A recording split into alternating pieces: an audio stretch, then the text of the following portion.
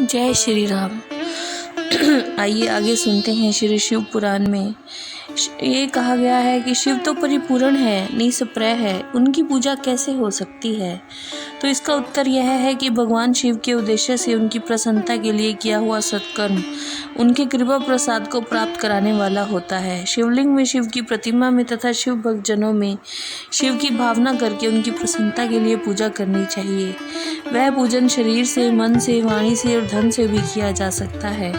उस पूजा से महेश्वर शिव, जो प्रकृति से परे हैं, पूजक पर विशेष कृपा करते हैं और उनका वह कृपा प्रसाद सत्य होता है। शिव की कृपा से कर्म आदि सभी बंधन अपने वश में हो जाते हैं। कर्म से लेकर प्रकृति पर्यंत सब कुछ जो वश में हो जाता है, तब वह जीव मुक्त कहलाता है, सवात्मा रूप से विराजमान होता है। और परमेश्वर शिव की कृपा से जब कर्म जनित शरीर अपने वश में हो जाता है, तब भगवान शिव के लोक में निवास का सौभाग्य प्राप्त होता है।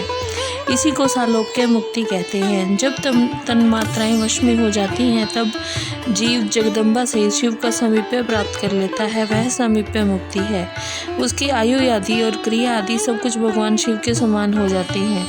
भगवान का महाप्रसाद प्राप्त होने पर बुद्धि भी वश में हो जाती है। बुद्धि प्रकृति का कार्य है, उसका वश में होना सृष्टि मुक्ति कहा गया है। पुनः भगवान का महान अनुग्रह प्राप्त होने पर प्रकृति वश में हो जाएगी। उस समय भगवान शिव का मानसिक ऐश्वर्य बिना यत्न के ही प्राप्त हो जाएगा। सर्वज्ञता और तृप्ति आदि जो शिव के ऐश्वर्य हैं, उन्हें पाकर मुक्त पुरुष अपने आत्मा में ही विराजमान होता है। वेद और शास्त्रों में विश्वास रखने वाले विद्वान पुरुष इसी को सायुज्य मुक्ति कहते हैं। इस प्रकार लिंग आदि में शिव की पूजा करने से कमर्षय मुक्ति स्वतः प्राप्त हो जाती है। इसलिए शिव का कृपा प्रसाद प्राप्त करने के लिए तत्संबंधी क्रिया आदि के द्वारा उन्हीं का पूजन करना चाहिए।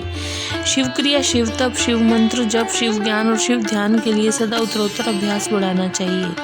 प्रतिदिन प्रातः काल से रात को सोते समय तक और जन्म काल से लेकर मृत्यु पर्यंत सारा समय भगवान शिव के चिंतन में ही बिताना चाहिए। सद्योजात आदि मंत्रों तथा नाना प्रकार के पुष्पों से जो शिव की पूजा करता है, वह शिव को ही प्राप्त होगा। जय श्री राम।